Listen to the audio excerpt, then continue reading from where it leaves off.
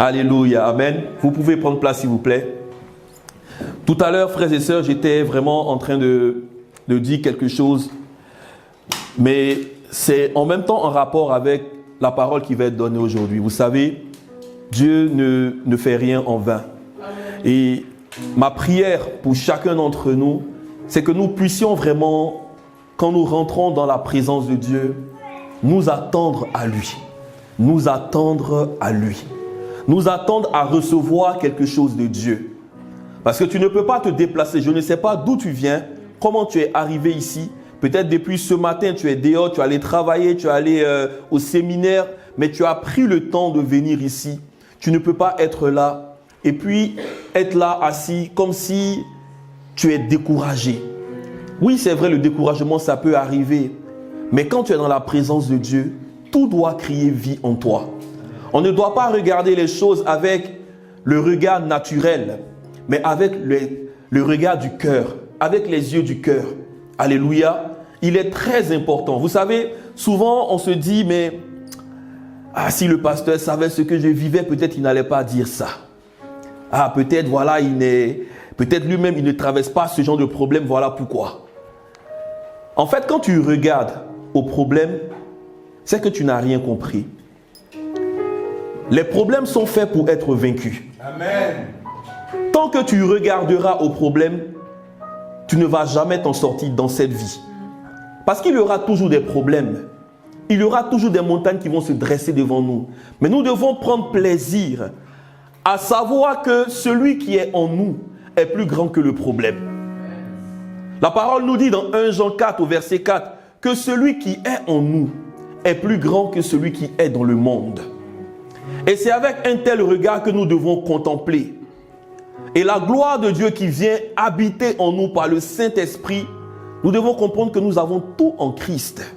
Ça doit être le point de départ d'un chrétien. Tout est déjà en toi. Tout dépend de maintenant comment tu perçois les épreuves qui sont en face de toi, comment tu perçois le problème en lui-même. Sinon, le problème en lui-même, il n'est pas un problème. Mais c'est parce que tu lui accordes de l'importance qu'il devient un problème pour toi. Frères et sœurs, on doit apprendre à rentrer dans une dimension nouvelle. Ne plus être des chrétiens qui sont là et puis qui sont toujours comme si en fait on est... En fait, ça ne donne même pas envie aux gens d'être chrétiens. Tu vas aller prêcher à une personne, mais pendant que même tu es en train de prêcher, tu n'as aucune assurance en toi. Qu'est-ce qui peut l'attirer en fait à devenir un chrétien, à accepter Jésus?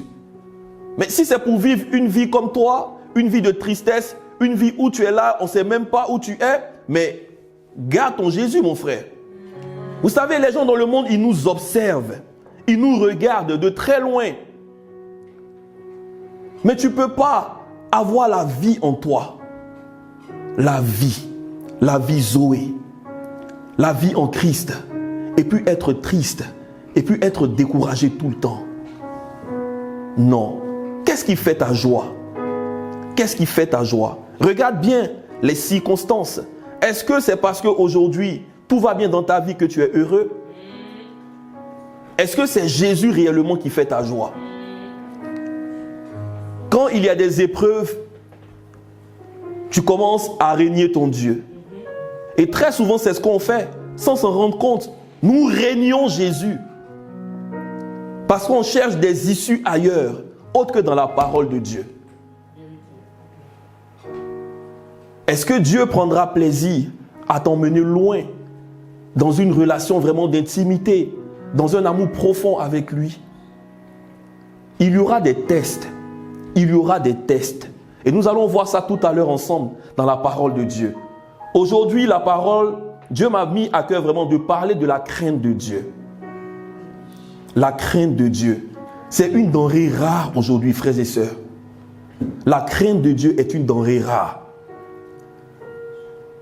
Et la question que Dieu te pose, est-ce que tu le crains réellement? Le thème c'est, as-tu réellement la crainte de Dieu?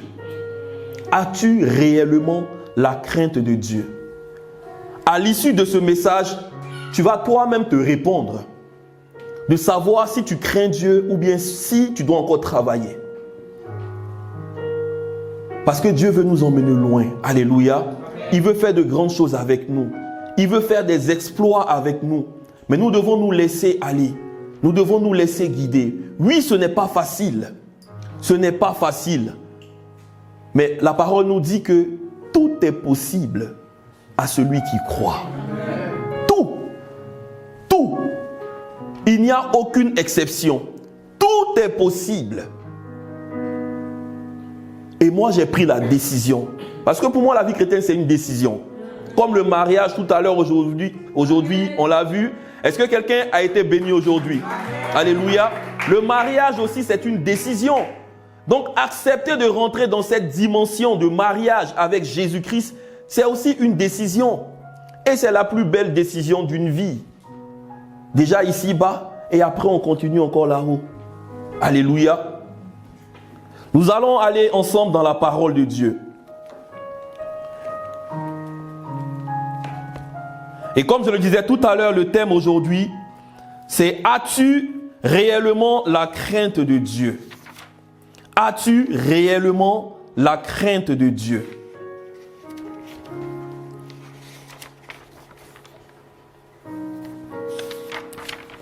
Et tu vas toi-même répondre, comme j'ai dit tout à l'heure, à cette question. Nous allons lire ensemble Proverbe 1, verset 7. Proverbe 1, verset 7. Soyons très attentifs, alléluia, soyons très attentifs et je vous encourage à prendre des notes. Peut-être que tu as déjà entendu des messages sur la crainte de Dieu, mais aujourd'hui, je crois que Dieu veut parler à ton cœur spécialement. Amen. Proverbe 1, verset 7. La parole nous dit, la connaissance commence par la crainte de l'Éternel. Il faut être fou pour mépriser la sagesse et l'instruction. La connaissance commence par la crainte de l'Éternel. La connaissance. La connaissance. La Bible nous dit, la vie éternelle, c'est qu'ils te connaissent. Toi le seul et vrai Dieu et ton Fils Jésus-Christ. Jean 17. La vie éternelle, c'est qu'ils te connaissent.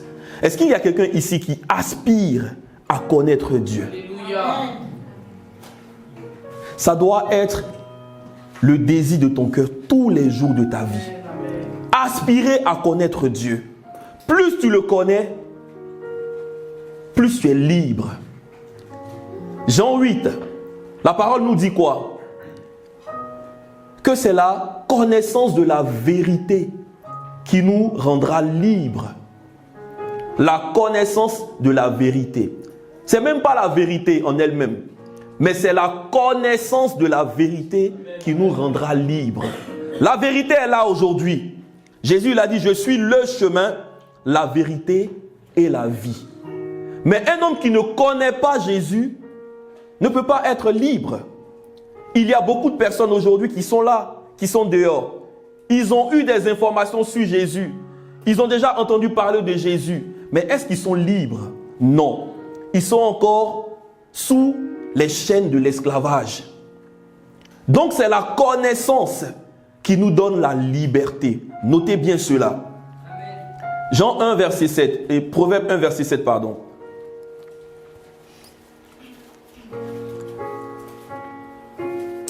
La connaissance commence. La connaissance commence par la crainte de l'Éternel. La connaissance commence.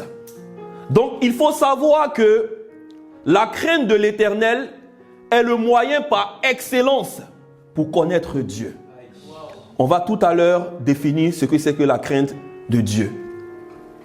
La crainte de Dieu est le moyen par excellence. Je ne dis pas méditer la parole, non. Je ne dis pas prier, non. Je ne dis pas jeûner, non. Je dis la crainte de Dieu est le moyen par excellence pour connaître Dieu. Si tu ne crains pas quelqu'un, comment est-ce que tu veux que la personne puisse s'ouvrir à toi? Tu es peut-être un homme marié avec ta femme, ou bien une femme mariée avec son homme. Il n'y a pas d'amour, il n'y a pas de soumission. Comment est-ce que l'un peut avoir confiance à l'autre et puis s'ouvrir? Et c'est dans ce type de relation que nous sommes avec Dieu. Où il n'y a pas de crainte, il n'y a pas de connaissance. Où il n'y a pas de crainte, il n'y a pas d'intimité. Il n'y a pas d'amour profond. Il y a un type d'amour qui est l'amour Jean 3,16. Je vais en venir tout à l'heure. Vous savez, l'amour de Dieu, il est grand. L'amour de Dieu est amour. C'est sa nature. Ça ne changera jamais. Tout ce que Dieu fait est fait par amour. Même quand Dieu te reprend, il te châtie, c'est par amour. En fait, tout ce qu'il fait est en harmonie parfaite avec son amour. Donc l'amour de Dieu est parfait. Et nous, les hommes, nous devons comprendre que craindre Dieu, c'est différent. C'est différent de quoi? C'est différent du simple fait de se poser poser une mauvaise action. Attention. Proverbe 8, verset 13. On va voir ça ensemble. Proverbe 8, verset 13. Craindre l'Éternel, c'est détester le mal. Craindre l'Éternel, c'est quoi? C'est détester le mal. Dieu n'a pas dit ici dans la parole, craindre l'Éternel, c'est ne pas faire le mal. Non, c'est détester. C'est-à-dire le mal, il est là-bas. Toi, tu es ici. En fait, vous n'avez pas le même chemin, toi et le mal. Et qui parle de détester, c'est déjà intérieur. Dans tes pensées, dans ton esprit. Ne jamais avoir à cœur de faire du mal. Qui parle de mal, parle de désobéissance à Dieu. Donc craindre l'Éternel, c'est détester le mal, l'arrogance, l'orgueil, la voix du mal et la bouche perverse. Voilà ce que je déteste. Proverbe 9, verset 10. Proverbe 9, verset 10. Le commencement de la sagesse, c'est la crainte de l'Éternel. La connaissance du Dieu saint, voilà en quoi consiste l'intelligence. La connaissance du Dieu saint, voilà en quoi consiste l'intelligence. Le commencement de la sagesse, c'est la crainte de l'Éternel. Alors, ceci étant dit, qu'est-ce que la crainte de Dieu? Déjà, le mot crainte en hébreu, ça veut dire yira ou yaré, qui veut dire quoi? Qui veut dire une chose ou une personne qui inspire une profonde révérence ou bien un profond respect. Donc, la crainte, c'est pas la peur. La peur dans l'autre sens où je vois une personne et puis voilà, je suis effrayé. Même si Dieu s'est manifesté aussi dans un sens pour pouvoir faire peur au peuple d'Israël. Quand Dieu a donné les commandements et que voilà, il disait, mais nous, on veut voir ce Dieu-là, on veut l'entendre. Et que le tonnerre a commencé à gronder. Et ils ont dit à Moïse, non, s'il te plaît, dis à Dieu que c'est bon. On ne veut plus l'entendre. Parce que quand Dieu te parle avec cette voix d'autorité, oui, ça fait peur. Et quand il le fait, c'est par amour. Est-ce que tu as déjà entendu cette voix autoritaire de Dieu? Est-ce que tu l'as déjà entendu? Tu n'as jamais entendu. Je prie que Dieu te parle d'une façon autoritaire. Et même dans les rêves et les songes, quand Dieu nous montre des choses, c'est aussi nous parler, n'est-ce pas? Dieu parle tantôt d'une manière, tantôt d'une autre. Donc à travers les rêves et les songes, il peut nous montrer des choses clairement. Et quand tu te lèves, tu es effrayé. C'est pour te dire, commence à beaucoup prier. Sinon, c'est comme ça qu'ils vont te poursuivre toutes les nuits. Mais Dieu parle. C'est comme ça que Dieu parle. Parce que Dieu connaît l'homme. Il y a certains moments, si on n'a pas un coup de pression, on croit que tout est acquis. Et voilà pourquoi souvent nous restons dans notre confort. Ben oui, Jésus est mort à la croix, c'est fini, tout est accompli. Pourtant, tu ne le connais pas. Pourtant, tu n'as pas sa crainte. Tout est accompli dans quel sens? Tout est accompli pour celui qui a la crainte de Dieu. Tout est accompli pour celui qui a une révérence envers Dieu. Celui qui vient dans la maison de Dieu, et qui prend le temps de vraiment commencer à rentrer dans la présence de Dieu. Mais ne pas être là et puis tes pensées sont ailleurs. Tu n'es même pas présent toi-même. Ton corps est là, mais ton esprit est ailleurs. Tu ne te lèves même pas pour acclamer ton Dieu, pour célébrer ton Dieu. Tu es là pourquoi? Tout ça, c'est la crainte de Dieu, frères et sœurs. Et ce genre d'attitude-là, tu ne verras pas ça dans d'autres religions. Parce qu'on ne prend pas le temps de vraiment savoir à qui on a affaire. Prends le temps de chercher ton Dieu, de savoir qui il est. Plus tu connais Dieu, plus tu as sa crainte et plus tu évites de faire beaucoup de choses qui n'ont rien à voir avec lui. C'est la connaissance qui nous rend libres. Libres dans quel sens? Libres du péché, libres de la distraction, libres des futilités. C'est la connaissance de Dieu. Mais quand tu te limites juste à « je suis sauvé, Jésus est mort pour moi à la croix, oui c'est fini, tout est accompli » et tu es là, mais où est la crainte de Dieu dans tout ça? Où est la crainte de Dieu? Alors la crainte de Dieu, c'est la haine du mal par motif de conscience envers Dieu. Tu peux noter ça aussi. La crainte de Dieu, c'est la haine du mal par motif de conscience envers Dieu et non pas des hommes. Vous savez, il y a des gens qui ont une certaine crainte, qui marchent dans une certaine sanctification. Mais le motif premier, en fait, de leur manière de marcher, ce n'est pas parce qu'ils ont la crainte de Dieu. C'est parce qu'ils regardent ce que les autres vont penser d'eux, s'ils ne sont pas comme ça. Aujourd'hui, beaucoup d'enfants de Dieu sont comme ça. Tout ce qu'ils font, même dans leur famille, c'est parce que peut-être un tel va le critiquer. Ils vont peut-être lui dire « Ah ben toi, tu es chrétien et puis tu fais ça. » Mais sinon, quand il est seul, il fait d'autres choses. Si la crainte que tu as pour Dieu est motivée par quelque chose ou bien par un quelconque bien matériel, le jour où tu auras cette chose, tu ne vas plus craindre Dieu. Est-ce que je me fais comprendre? Amen.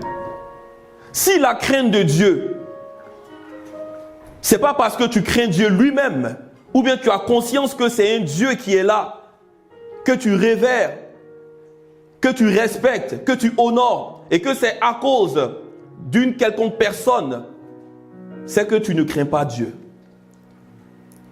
Et Saül était un homme comme ça. Il avait plutôt la crainte de son peuple que la crainte de Dieu. Moïse a commis cette erreur-là qui lui a été très fatale. Quand le peuple a commencé à se plaindre, où est l'eau? On veut boire. Qu'est-ce qui se passe? Ton Dieu, il est où? Moïse a frappé le rocher. Dieu a dit, parle au rocher. Ça a été fatal à Moïse. Et moi, je ne tomberai pas dans cette erreur par la grâce de Dieu. C'est pas ce que je veux, frères et sœurs. Voilà pourquoi apporter la parole au peuple. Oui, c'est bien. Vous savez, souvent, les gens vont t'encourager. Les gens vont dire, oui, pasteur, c'était bien, c'était comme ci, comme ça. Mais frères et sœurs, excusez-moi, mais je lis la parole et j'essaie de faire attention au maximum aussi. Et toi aussi, tu dois faire attention. Parce que les hommes, ils peuvent te mettre là et après, ils vont te laisser comme ça. L'expérience l'a démontré. Ça ne veut pas dire qu'on ne doit pas faire confiance, travailler avec des gens, non. Mais toujours, notre première source, ça doit être Dieu. La Bible dit malheur à celui qui se confie en l'homme. Le cœur de l'homme est tortueux par-dessus toute chose. Tout ça, c'est la parole de Dieu. L'homme reste l'homme. Dieu reste Dieu. Moïse, quand il a frappé, le peuple était content. Ils ont bu. Mais après, le problème qu'il avait avec Dieu, c'est lui seul que ça atteint. Souvent, on peut faire des choses qui va faire plaisir aux gens qui sont avec nous. Mais derrière, quand Dieu te récupère, c'est toi et lui vous parlez. Donc, sachons faire les choses par conscience de craindre Dieu. La motivation première doit être que je crains Dieu. C'est pour lui que je fais ça. C'est par amour pour lui que je fais ça. C'est parce qu'il est mort à la croix pour moi que je fais ça. Ce n'est pas pour un homme, mais pour lui d'abord. pour lui d'abord. La crainte de Dieu, c'est décider de s'éloigner du mal par amour pour Dieu, à cause de son amour qu'il a manifesté pour nous. La crainte de Dieu ne doit pas être rattachée à aucune bénédiction matérielle. Ça, je l'ai dit tout à l'heure. On prend l'exemple d'un enfant. Un enfant peut-être qui a ses parents, quand il veut peut-être faire des choses, et les parents lui disent « Non, ne fais pas ça. Arrête de faire ça. » Et il prend peur. Il ne le fait pas. Le jour où ses parents ne sont pas là, l'enfant, il va le faire. Mais quand l'enfant est éduqué dans une voie où on lui fait prendre conscience que Dieu n'aime pas ça, et il comprend que Dieu est partout, Dieu le voit, même assis du ciel, il le voit, Dieu sait tout ce qu'il fait. Le jour où ses parents ne seront pas là, l'enfant ne va pas le faire. Parce qu'il se dira que, ah, voilà ce que mes parents m'ont dit. Dieu me voit partout. Et tu sais plus, si tu as la crainte de Dieu dans une circonstance où tu es seul, ou s'il y a beaucoup d'hommes, c'est plus quand tu es seul. Parce que la personne ne te voit. Mais le Saint-Esprit est là, il te regarde. C'est là où tu sais si tu as vraiment la crainte de Dieu. Parce que là où il y a des hommes, on peut être encouragé à ne pas faire des choses là pour donner une certaine image. Mais quand tu es seul à seul, personne ne te voit. Tu es avec lui.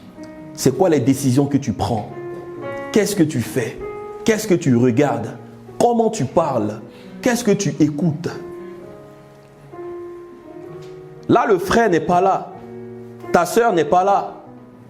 Ton épouse n'est pas là. Ton mari n'est pas là. Qu'est-ce que tu fais? Est-ce que tu te dis, je suis maintenant libre, je peux le faire? C'est que tu n'as pas conscience de la présence du Saint-Esprit en toi. Et tu le déshonores. Si un enfant, par exemple, grandit, il a peut-être grandi avec ses parents, et un jour il se retrouve à l'université. Généralement, il y a un certain âge où on commence à grandir. Après, les parents ne seront pas toujours là pour nous. Tu vois des enfants, ils sont bien éduqués quand ils sont tout petits dans la foi, ils vont à l'église tout et tout, et qu'on dit machin. Et un jour, mais tu le vois, il devient autre chose. C'est parce que la crainte de Dieu n'a pas été enseignée par les parents. Les parents lui ont plutôt peut-être mis un coup de pression. Il avait plutôt la crainte des parents que de Dieu. Et chers parents, nous devons éviter ces erreurs-là.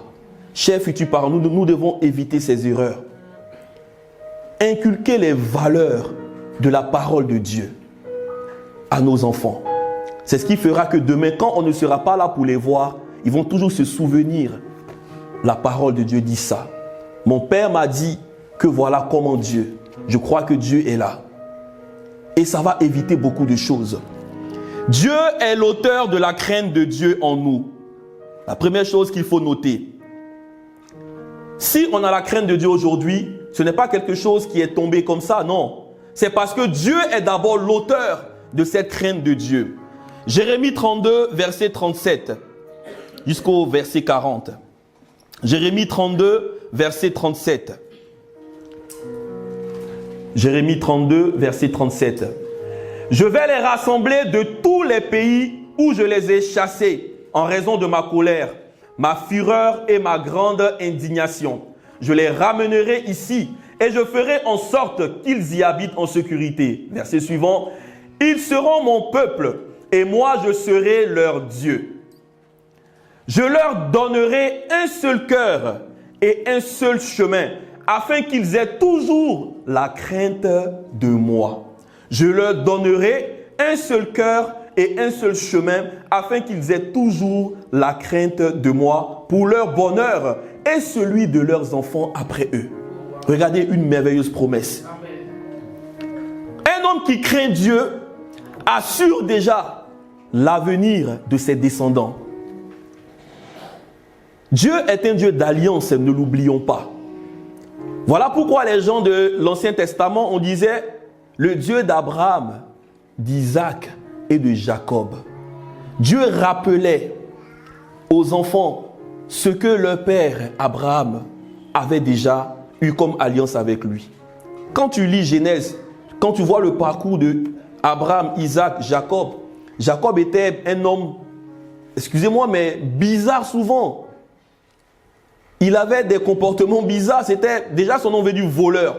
Mais à cause de l'alliance, à cause du fait que Abraham avait une crainte envers Dieu, ça a impacté la vie de son fils Isaac et aussi de son fils qui était Jacob. Donc quand tu crains Dieu, il y a une répercussion sur tes descendants. Et nous, qu'est-ce que nous faisons pour nos enfants, pour nos petits-enfants? Est-ce qu'on craint Dieu? Verset 40. Je conclurai avec eux une alliance éternelle, d'après laquelle je ne renoncerai plus à eux, mais leur ferai du bien et mettrai la crainte qui m'est due dans leur cœur, pour qu'ils ne se détournent plus de moi. Donc c'est Dieu qui nous accorde la grâce d'inculquer la crainte en nous. Sinon, on ne peut pas marcher en fait. Ce n'est pas possible. On ne peut pas obéir au commandement de Dieu si on n'a pas reçu cela de Dieu. Dieu n'est pas injuste. Dieu ne va pas te demander de faire des choses qu'il sait que tu ne peux pas faire. Non. Mais il va te capaciter. Et aujourd'hui, par le Saint-Esprit, nous avons la capacité de vivre la vie de Dieu. Alléluia. Sinon, c'est impossible de craindre Dieu. Il y a des gens aujourd'hui, ils marchent là, tu lui parles de Dieu et il dit allez, il donne même une injure, il blasphème parce qu'il n'a pas la crainte de Dieu en lui. Ça nous rappelle aussi le passage de Ézéchiel 37. Ézéchiel 36, pardon. Ézéchiel 36, verset 25, je crois. Qui nous parle aussi que Dieu nous donnera un cœur nouveau, un esprit nouveau. Si on peut l'avoir vite fait, Ézéchiel 36, verset 25. Je vous aspergerai d'eau pure et vous serez purifiés. Je vous purifierai de toutes vos impuretés, de toutes vos idoles. Verset suivant. Je vous donnerai un cœur nouveau et je mettrai en vous un esprit nouveau. Je retirerai de votre corps le cœur de pierre et je vous donnerai un cœur de chair. Donc c'est Dieu par son esprit qui nous capacite afin de pouvoir obéir à ses commandements. Donc note que Dieu est l'auteur de la crainte qui est en nous. Dieu ne peut pas nous demander de faire des choses qui sont impossibles à faire. La Bible nous dit qu'il ne nous tente pas au-dessus de nos forces. Non. Dieu nous capacite toujours pour des choses qu'on peut faire. À chacun, il a été donné une mesure de grâce.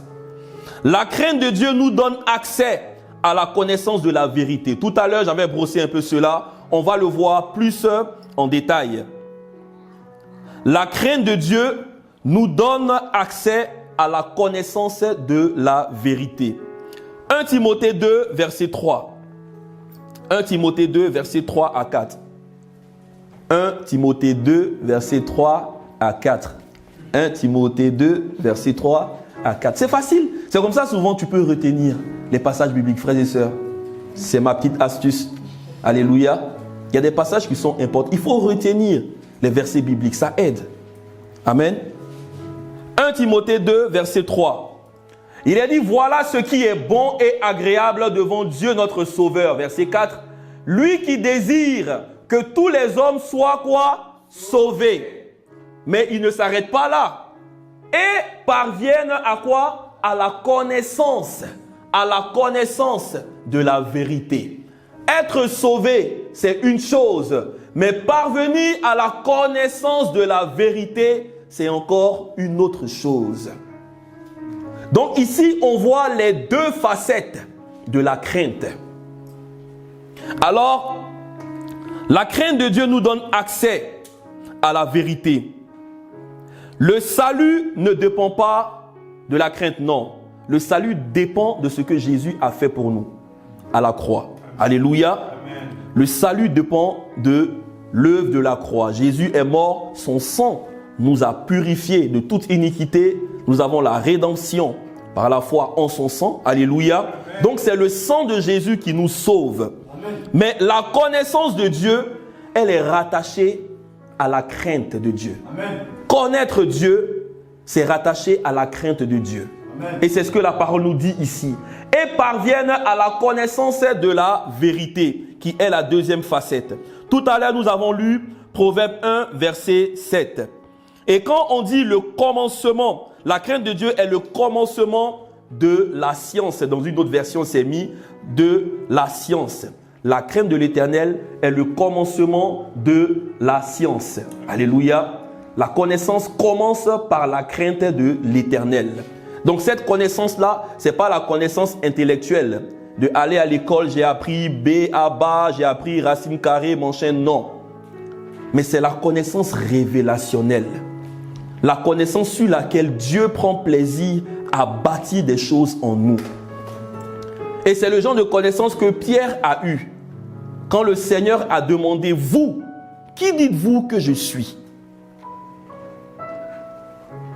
Jésus te pose la question aujourd'hui. Qui dis-tu qu'il est? Pourquoi il pose une telle question? Parce que pendant longtemps, ils ont marché avec Jésus, mais ils ne savaient pas qui il était. Tu peux recevoir Jésus, tu peux marcher avec lui tous les jours, mais ne pas savoir qui il est. Et c'est très dangereux, frères et sœurs. Si tu ne t'appliques pas à aller dans le lieu secret, à chercher, Dieu dit, il se laisse trouver par qui le cherche. Est-ce qu'il est caché? Non. Il est là. Mais il y a certaines facettes de lui qu'il cache à ceux qui soupirent, ceux qui désirent le trouver. Amen. Dieu est complexe. Il est bon. Il a manifesté son amour. Mais il y a une facette de lui. Dieu est juste. Quelqu'un ne va pas prendre son temps pour soupirer après Dieu et vous allez avoir les mêmes choses. Non, ce n'est pas possible. Les gens qui disent que, non, c'est bon, nous tous, on est sauvés, c'est le même Saint-Esprit. C'est que tu ne connais pas le Saint-Esprit. Si tu savais qui était le Saint-Esprit, tu ne diras pas que c'est le même Saint-Esprit. Oui, c'est le même Saint-Esprit, mais les facettes de l'Esprit, tout le monde ne l'a pas. Il faut aller chercher, il faut désirer, il faut soupirer. Et qui parle de la connaissance, parle du yada en hébreu. C'est la connaissance révélationnelle. En grec, on appelle ça le ginosko. Alléluia. C'est cette illumination que tu as d'un coup. Quand tu lis un passage biblique, peut-être depuis 30 ans tu le lis. Tout à l'heure, pasteur Timothée nous disait qu'il avait lu dans Genèse un passage. Pendant plus de 30 ans, il lit le passage. Mais un jour, il s'est assis et il le voit autrement. Il dit non, Seigneur, comment tu m'ouvres les yeux? Et cette parole-là, la Bible, c'est un livre qui doit nous émerveiller tous les jours. Ton projet, chaque jour, ça doit être de trouver Jésus dans un verset de la Bible. Amen. Quel est le rapport entre Jésus et ce passage? Toutes les lignes parlent de Jésus. Vous savez, c'est vrai que souvent on dit le hébreu, le grec, oui, c'est pas important. Frères et sœurs, c'est très important. Je vous le dis. Amen. C'est très important. Ça ne veut pas dire que ça doit vraiment être quelque chose pour pouvoir connaître et puis aller. Oh oui, j'ai eu une révélation, mon frère. Est-ce que tu sais que le hébreu, mon cher, comme si la connaissance c'est le yada et le yada, ça vient d'ici de ça pour impressionner. Non, pas ça. Mais quand tu rentres en profondeur, tu peux trouver Jésus dans chaque ligne, dans chaque lettre, dans chaque point. Même simplement dans Genèse, quand on te dit au commencement, quand tu vas décortiquer le au commencement, ça a quelque chose d'extraordinaire. Tout à l'heure, on a pris des passages dans Proverbes. Et quand tu regardes le mot, la crainte de Dieu, la crainte de l'Éternel, c'est marqué 14 fois dans le livre des Proverbes. Dieu est tellement parfait. Et le chiffre 14, c'est un chiffre qui parle de la délivrance, qui parle du salut. Le chiffre 14, en hébreu, c'est le chiffre de la délivrance. La crainte de l'Éternel, c'est elle qui te délivrera. Il y a plein de trucs comme ça qu'il faut s'amuser à chercher. Et tu prendras plaisir. En fait, la Bible, tu vas toujours vouloir t'asseoir dessus et puis la méditer. Ça sera en fait quelque chose que tu feras pas de manière lourde et puis tu es là, ça te dégoûte, c'est comme une encyclopédie. Tu dis, c'est trop compliqué ce livre-là. Quand tu cherches, Dieu va ouvrir tes yeux. Et tu verras des choses. Tu verras des choses. Tu prendras plaisir à chercher Dieu, à lui parler. Il va se révéler à toi. Il prendra plaisir à se laisser trouver. Et vous rentrez dans cette relation-là, toi et lui. La crainte de Dieu, quelque chose qu'il faut noter. La crainte de Dieu est le moyen par excellence. Pour rentrer, tout à l'heure j'ai dit c'est le moyen par excellence pour connaître. Mais c'est aussi le moyen par excellence pour rentrer dans une amitié avec Dieu. Être enfant de Dieu, c'est une étape. Être même disciple, c'est une étape. Mais être ami de Dieu, c'est encore une autre étape.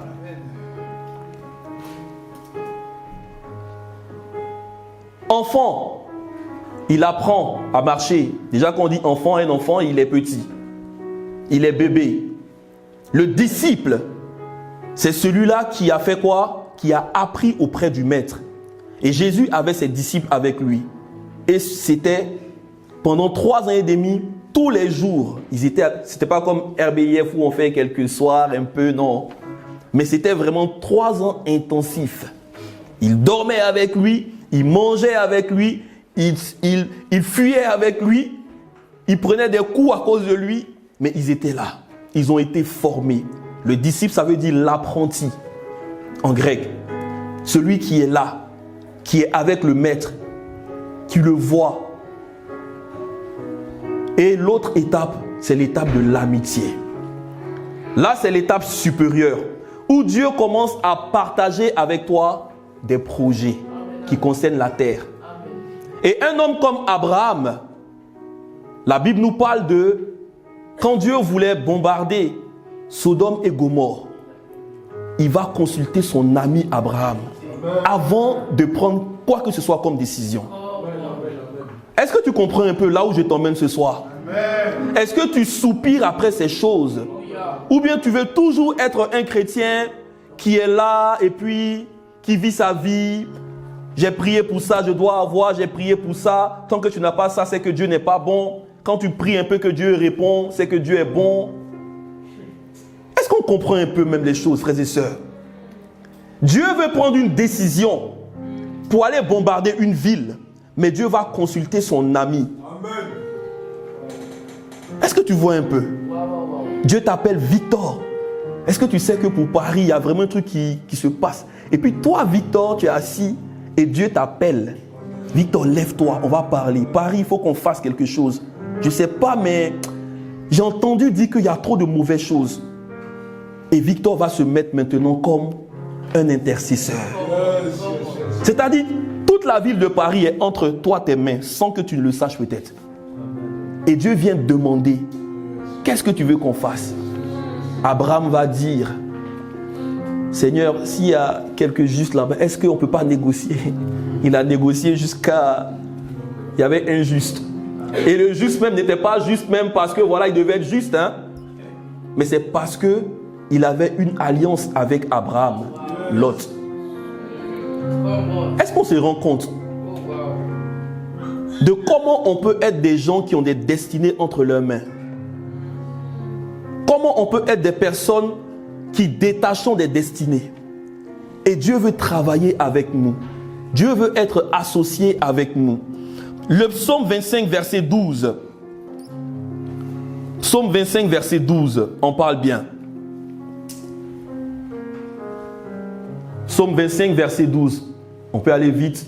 Quel est l'homme qui craint l'Éternel? L'Éternel lui montre la voie qu'il doit choisir. Quel est l'homme qui craint l'Éternel? L'Éternel fait quoi? Lui montre la voie. Déjà dans la direction divine, elle est réservée qu'aux hommes qui craignent Dieu. Tu es un homme qui ne craint pas Dieu. Souvent les gens posent la question, ah ben je ne sais pas ce à quoi je suis appelé. Je ne sais pas où je dois aller. Qu'est-ce que je dois faire? Mais c'est parce que tu n'as pas la crainte de Dieu en toi.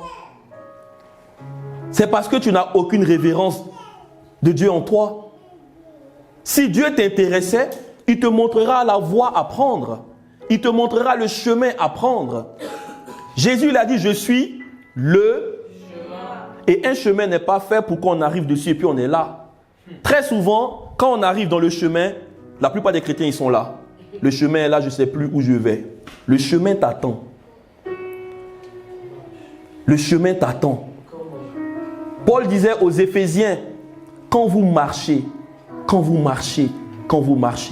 le mot marcher a été employé plusieurs fois dans les épîtres de Paul.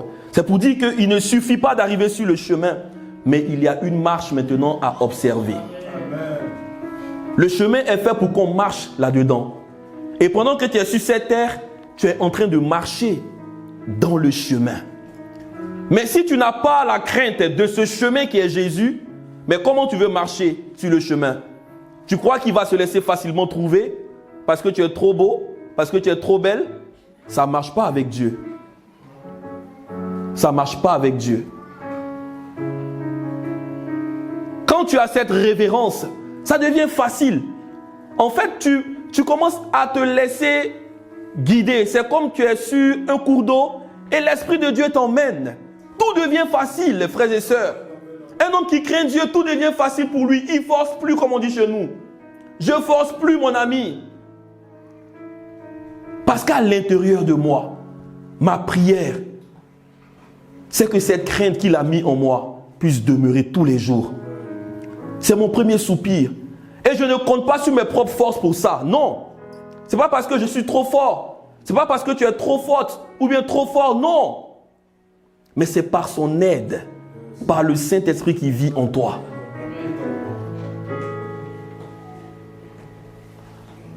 Verset 23, Psaume 25, verset 13, Son âme reposera dans le bonheur et sa descendance héritera le pays. Encore une promesse, comme celle qu'on a vue tout à l'heure.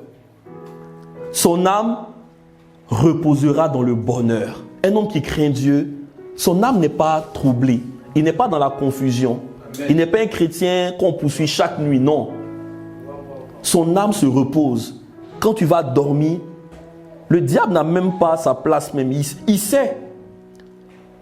Parce qu'il n'y a rien en fait de mal en toi. Tu crains Dieu, donc Dieu va prendre soin de toi. Alléluia. Amen. Il va prendre soin de toi. Tu dis, Seigneur, je suis un sacrifice pour toi. Ce corps t'appartient. Mes membres sont des membres de justice pour toi. En fait, tu deviens comme un sacrifice. Qui peut toucher en fait le sacrifice de Dieu? C'est comme quelqu'un qui vient voler la nourriture de Dieu. Mais Dieu dit, non, moi je prends plaisir en fait. Je prends plaisir.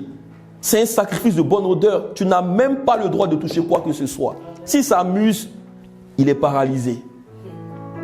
Donc il y a une certaine manière de marcher avec Dieu quand tu as sa crainte qui va t'éviter beaucoup de confusion. Tu n'auras même pas le temps même de prier même pour les sorciers, tout ça. Qui prient pour les sorciers et autres. Mais c'est parce que toi-même tu n'as pas l'assurance en fait. C'est parce que tu sais que tu n'es pas en ordre dans ta vie avec Dieu. Ou bien il y a forcément quelque chose qui est comme un grain de sable qui bloque ta marche avec Dieu. Sinon le sorcier, tu ne vas même pas le calculer. Son travail, c'est fait par le sang de Jésus simplement. Et tu dois avoir cette conscience. Tu dois avoir cette conscience de ce que Dieu a fait pour toi. Verset 14. L'Éternel confie ses secrets. L'Éternel confie ses secrets. Il confie ses secrets à ceux qui le craignent. Il leur fait connaître son alliance. Dieu a tellement de secrets qu'il veut confier aux hommes. Dieu veut te confier ses secrets. Mais si tu n'es pas un homme de confiance, une femme de confiance, comment tu veux qu'il te confie des choses secrètes? Et souvent on est là, Seigneur, parle-moi. Seigneur, parle-moi. Sans aucune crainte en toi, comment tu veux qu'il te parle? Tu es encore en train de tituber. Tu n'es même pas stable.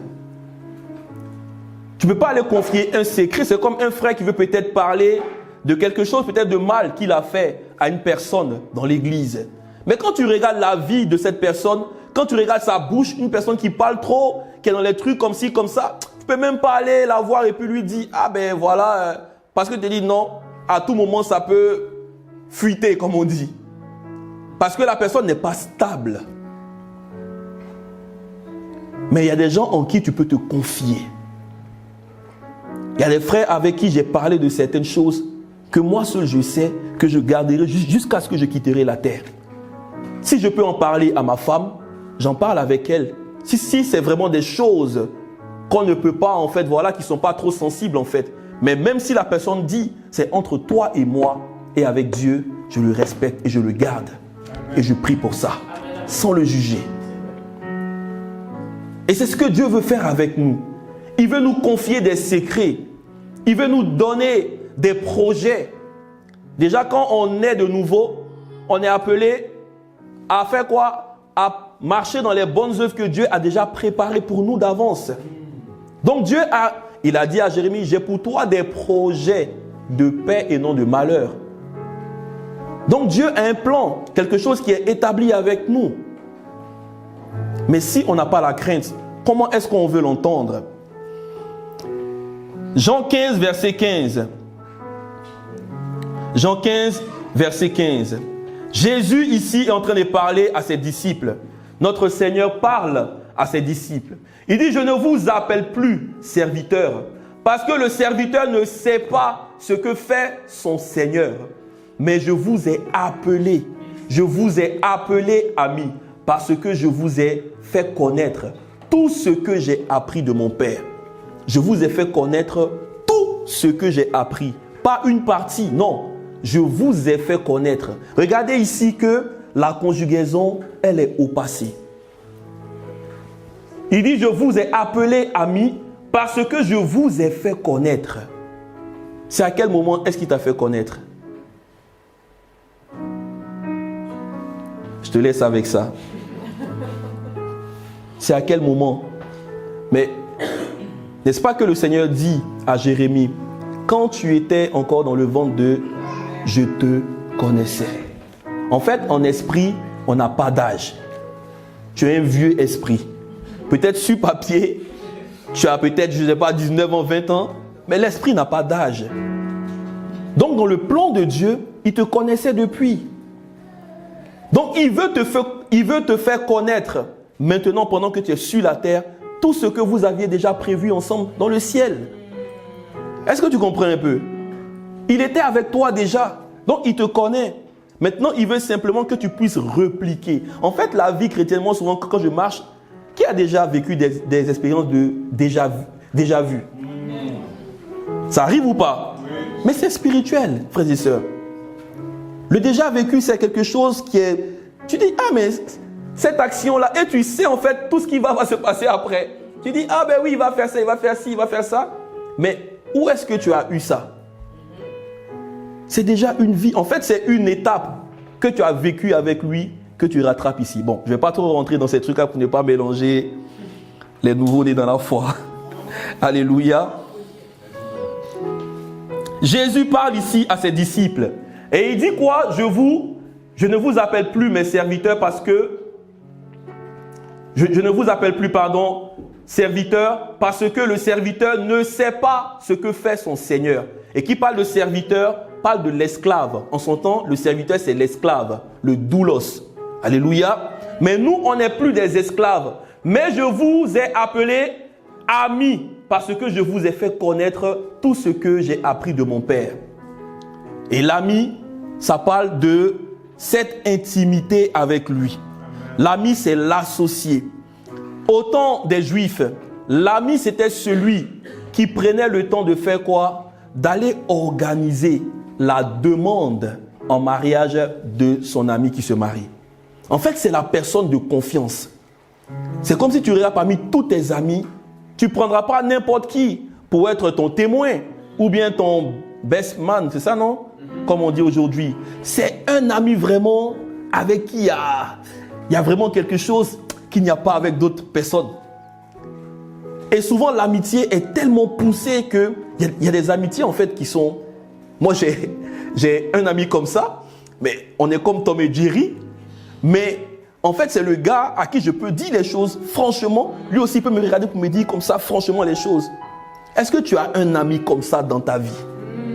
C'est vrai que bien avant ça, on a toujours nos meilleurs amis, nos femmes, alléluia, ou bien nos maris. Ça, c'est important, amen. C'est là que tout doit commencer. Tu ne dois pas avoir peur quand ton mari est dans le faux, ou bien ta femme est dans le faux.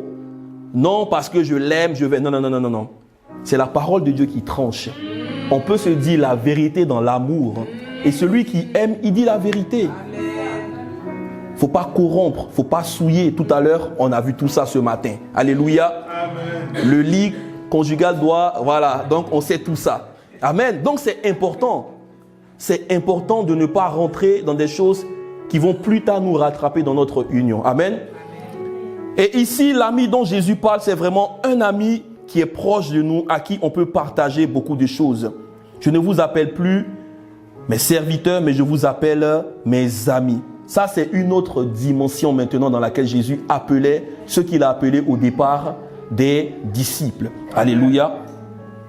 Abraham, tout à l'heure, on parlait de lui. Abraham était l'ami de Dieu. Amos 3, verset 7. Amos 3, verset 7. Ça, c'est les passages que les gens ne lisent jamais. Amos, Abdias. Pourtant, c'est dans la parole de Dieu, Sophonie. Peut-être qu'ils connaissent seulement Pasteur Sophonie. Ils ne savent même pas comment c'est un nom biblique. Pasteur Sophonie, c'est quand le cours. Mais il y a Sophonie dans la parole de Dieu. Et Bethel. Non, il n'y a pas Bethel. Hein. Il y a Bethel comme mot, mais il n'y a pas de... Tu ne savais pas ça? Troisième année. Troisième année. Quand Abraham y partait, il a pris un truc, il a fait un hôtel qu'on appelait Bethel. La maison de Dieu. Alléluia. Bon, gloire à Dieu. On se verra après. Alléluia, on continue. Amos 3, verset 7. En effet, le Seigneur, l'Éternel, ne fait rien sans avoir révélé son secret à ses serviteurs, les prophètes. Donc Dieu veut faire des choses, mais il veut toujours en parler avec nous. En fait, c'est cette relation que Dieu veut toujours avoir avec nous. Voilà pourquoi Dieu a choisi son Église. Et l'église, ce n'est pas l'endroit, ce n'est pas le bâtiment, ce n'est pas la sono, ce n'est pas le piano, ce n'est pas les dîmes et offrandes. Non, l'église, c'est toi d'abord. C'est avec toi qu'il veut échanger. C'est avec toi qu'il veut partager. C'est avec toi qu'il veut faire des choses. Dieu est le plus grand chef d'entreprise qui n'existe. Et dans tous les sens du terme. Tu veux du travail? Il a du travail pour toi. Mais tu dois avoir sa crainte et t'approcher de lui. Vous allez faire des bonnes choses ensemble. Du vrai business comme on dit. Et ça paye toujours. Ça paye toujours avec lui. N'aie pas peur. Peut-être tu as peur de te lancer avec lui. Oui, parce que tes yeux naturels ne le voient pas. Mais n'aie pas peur. Il est réel, mon frère. Il est réel. Prends ce courage. Ose et tu verras. Dieu est la seule personne qui ne peut pas te trahir. Non, ce n'est pas possible. Ce n'est pas possible. Même s'il te dit, va au nord, mais passe par le sud, suis-le. Parce qu'il est Dieu simplement. Il est capable de déplacer le nord pour l'emmener au sud pour toi. Dieu est tout puissant. Quel Dieu as-tu rencontré? Tout à l'heure, pasteur Timothy en parlait. Aujourd'hui, on a vraiment été bénis. Est-ce que tu l'as rencontré? Quelle expérience as-tu eue avec lui? Quelle expérience? Qu'est-ce que tu as vécu avec lui? Qu'est-ce que tu peux nous raconter à propos de ta relation avec lui? Nous l'avons vaincu. Par quoi? Par notre témoignage et le sang. Dieu te rend participant à son œuvre. Il dit, toi, ton témoignage compte dans ce que lui, il a fait. Amen. Est-ce que ce n'est pas merveilleux ça? Amen. Mais toi, tu as quel témoignage? Tu as quel témoignage? Le sang est là, oui, tu es rentré une fois. Tu es né de nouveau. Mais le témoignage, il est où? Pour pouvoir pulvériser les œuvres des ténèbres. Jésus l'a fait.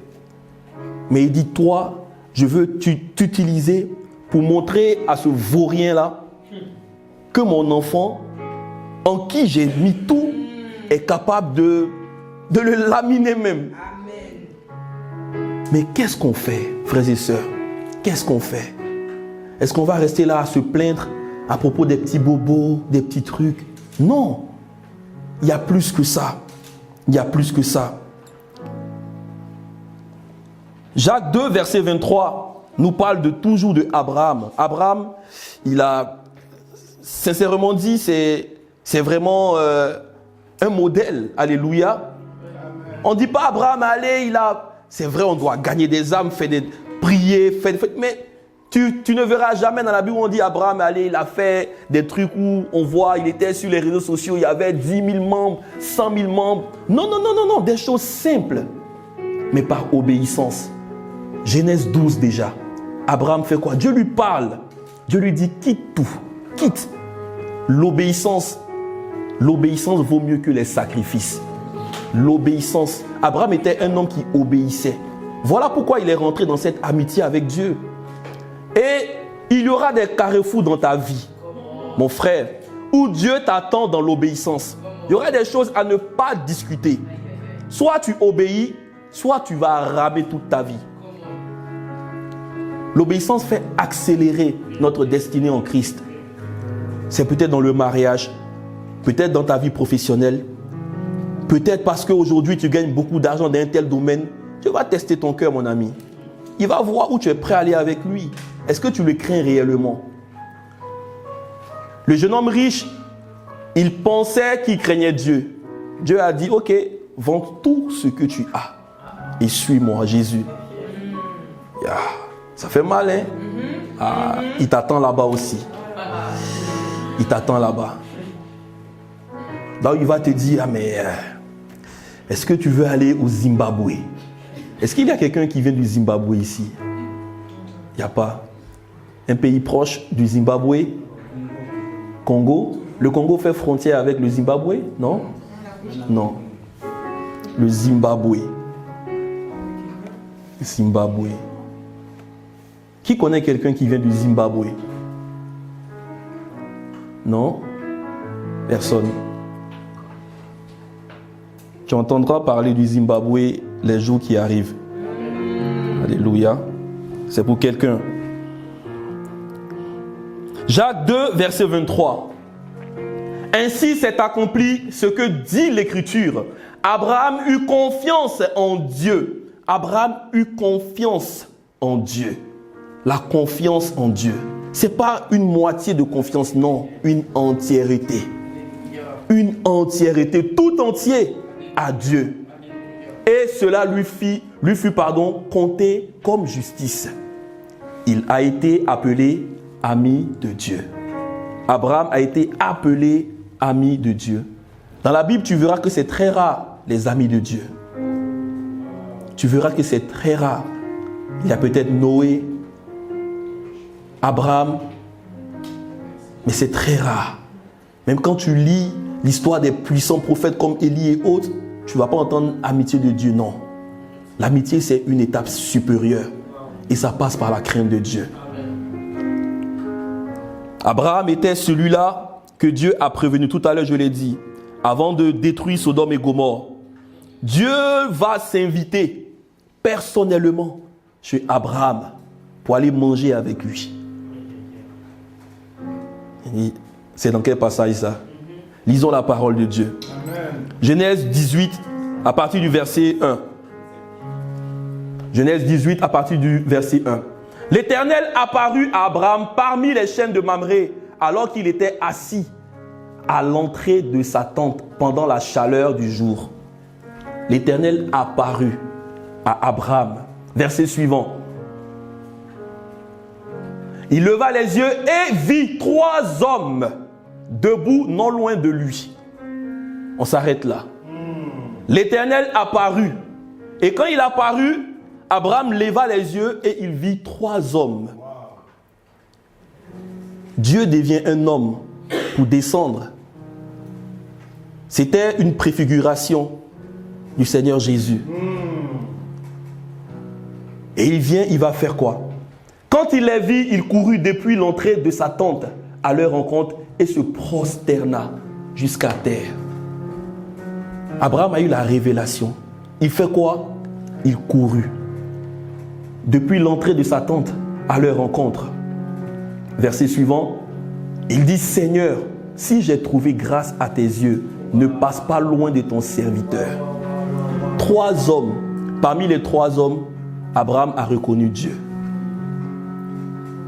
Est-ce que tu sais que Dieu peut descendre comme un homme pour faire des choses? Après tu te dis, mais est-ce que ça t'est déjà arrivé de vivre des trucs? Tu te dis, mais il y avait comme quelqu'un qui était là, après il est parti, on ne sait pas. J'en parlais hier ou avant-hier avec des frères,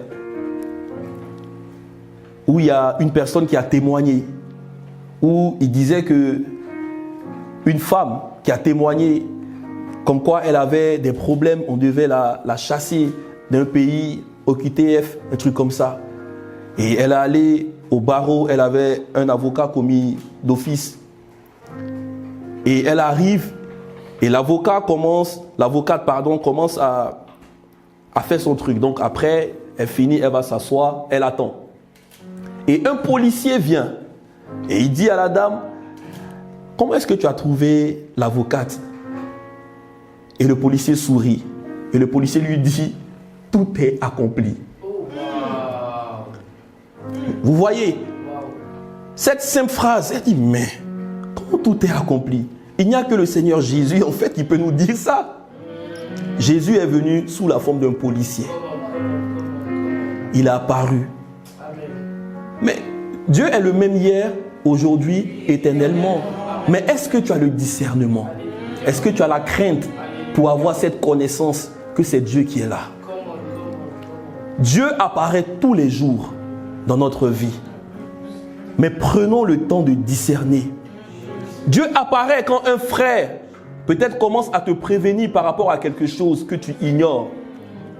Dieu apparaît en chacun d'entre nous pour nous. Voilà pourquoi nous sommes un corps en Christ. Comment est-ce que tu vois le frère qui est là? Comment est-ce que tu vois la sœur qui est là? Est-ce que tu vois le facteur Dieu en elle? Ou bien tu vois simplement un être humain qui est là comme ça? Comment est-ce que tu vois le pasteur? Comment est-ce que tu vois l'évangéliste? Comment est-ce que tu vois ton père, ta mère? Est-ce que tu vois le facteur Dieu en eux? Ou bien tu vois, ben oui, c'est une personne comme ça. Si tu n'arrives pas à cerner toutes ces choses, c'est que tu n'as pas la crainte de Dieu. Et tu vas t'y tourner en rond dans ta vie. Dieu a toujours travaillé avec des hommes. Jésus a partagé son repas avec les disciples. Dieu vient et il est dit quoi? Seigneur, si j'ai trouvé quoi? Grâce. Il voit un homme et il lui dit Seigneur. Qui d'autre peut être appelé Seigneur si ce n'est pas Dieu? Il ne pouvait pas laisser passer cette occasion. Ne laisse pas passer aujourd'hui l'occasion que Dieu te donne de pouvoir rentrer dans une dimension de crainte véritable avec lui, d'apprendre à le connaître, d'apprendre plus de lui, avoir une direction divine. Par des promesses, commencer à préparer l'héritage de tes enfants, de tes petits-enfants. Ce message n'est pas en vain. Il est pour toi, mon frère. Il est pour toi, ma sœur. Qu'est-ce que tu attends depuis pour commencer à marcher avec Dieu véritablement? Est-ce que tu crois que c'est suffisant être là les samedis, placer les chaises, faire les trucs au piano, venir peut-être déposer la bouteille d'eau, faire la projo? Est-ce que c'est suffisant? Est-ce que c'est ça la vie chrétienne? Ne mélangeons pas activité chrétienne et vie chrétienne. Toi et lui, lui et toi. Votre relation, votre intimité. Qu'est-ce que tu as à dire aujourd'hui dans ta relation avec Dieu? Qu'est-ce que tu as à dire? Qu'est-ce que tu as vu de lui? Est-ce que tu as discerné l'homme qui est venu? Dieu venu sous une forme humaine. On va essayer d'aller un peu plus vite. Verset suivant. Permettez qu'on apporte un peu d'eau pour vous laver les pieds et reposez-vous sous cet arbre. La révélation amène toujours quelque chose. Et plus tard, on voit que Dieu va lui parler de la promesse qu'il attendait.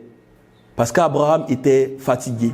Il avait prié pendant longtemps pour avoir son fils, Isaac. Et dans le verset, je crois que c'est un peu plus bas, verset 9. Alors ils lui dirent, où est Sarah ta femme?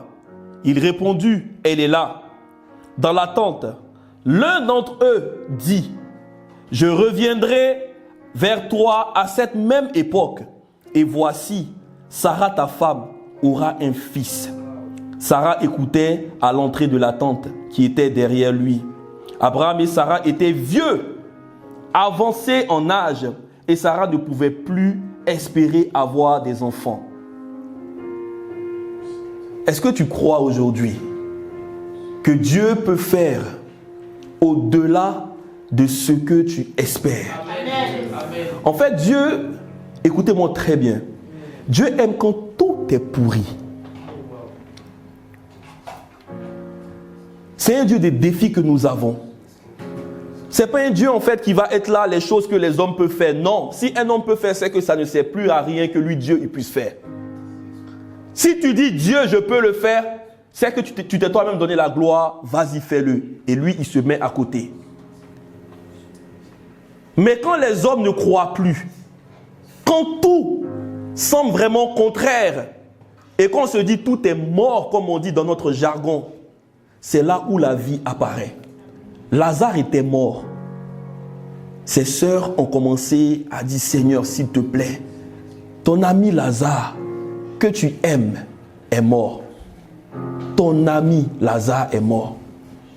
Est-ce que Jésus était insensible? Est-ce que Dieu n'avait pas des oreilles pour entendre? Mais Dieu voulait que sa gloire puisse éclater. Dieu, c'est la gloire. Il veut toujours faire des choses extraordinaires. Et dans cette situation que tu vis aujourd'hui, sache qu'il est là pour toi. Abraham était avancé en âge, un homme de près de 100 ans. Sarah, ménopause passée. Tout est impossible. Humainement parlant, aujourd'hui, nous les hommes, on a quoi? La ménopause. Ça, c'est des faux mots, ça. C'est des mots bizarres. Excusez-moi de le dire comme ça, mais moi, je n'ai jamais vu la ménopause dans la parole de Dieu. Parce que là où nous, on croit que les thèmes humains peuvent limiter, Dieu vient déjouer tous les plans. Et c'est ce qu'il veut faire pour toi aujourd'hui. C'est ce qu'il veut faire pour toi aujourd'hui. Dieu vient en personne pour annoncer la bonne nouvelle de la naissance d'Isaac à Abraham. Le dernier point, la crainte de Dieu te fait expérimenter un autre type d'amour et une nouvelle dimension d'intimité avec Dieu. Jean 14, verset 21. Écoutons très bien ensemble ce passage. Il y a une promesse ici qui est très profonde. Écoutons très bien. Jean 14, verset 21. Celui qui a mes commandements et qui les garde, c'est celui qui m'aime. Celui qui a mes commandements et qui les garde, c'est celui qui m'aime. Celui qui m'aime sera aimé de mon Père. Et moi aussi, Est-ce qu'on peut lire ensemble? C'est conjugué à quel temps? Est-ce que Dieu ne nous aimait pas déjà? Bon, moi, dans ma Bible, Romains 5, verset 8. Reste sur ça. Non. Reste sur ça, Victor. T'inquiète pas, merci. Romains 5, verset 8. Dieu prouve son amour en ce que, même quand nous étions encore pécheurs, il nous a aimés. Jean 3, 16, qu'on connaît tous. Dieu a tant aimé le monde qu'il a donné son Fils. Donc, c'est de quel type d'amour Dieu parle au passé? C'est de quel type d'amour il parle au futur? Question. C'est de quel type d'amour Dieu parle? C'est un type d'amour pour ceux qui le craignent, pour ceux qui veulent aller en profondeur avec lui. Alors, ce type d'amour que Dieu veut manifester à ceux qui l'aiment, Dieu a tant aimé. Donc maintenant, Dieu attend que nous puissions faire quoi? L'aimer, n'est-ce pas? Donc si Dieu a tant aimé, c'est parce que, la Bible nous dit, c'est parce qu'il nous a aimés en premier que nous aussi nous l'aimons aujourd'hui. Il attend que tu l'aimes, déjà en ayant la crainte. Mais tu ne peux pas aimer Dieu si tu n'as pas sa crainte. C'est parce que Dieu a déposé, Romains 5,5, il a déposé son amour en nous par le Saint-Esprit. C'est ce qui nous donne la capacité de l'aimer. Maintenant, celui qui aime, il est dit ici que quoi? Celui qui m'aime sera aimé de mon Père, et moi aussi je l'aimerai. Et je me ferai quoi? Connaître à lui. Pourquoi il ne dit pas ceux qui m'aiment? Et il dit celui qui m'aime. C'est parce qu'il y a très peu de personnes qui rentrent dans cette dimension d'aimer Dieu. Matthieu 7, verset 21.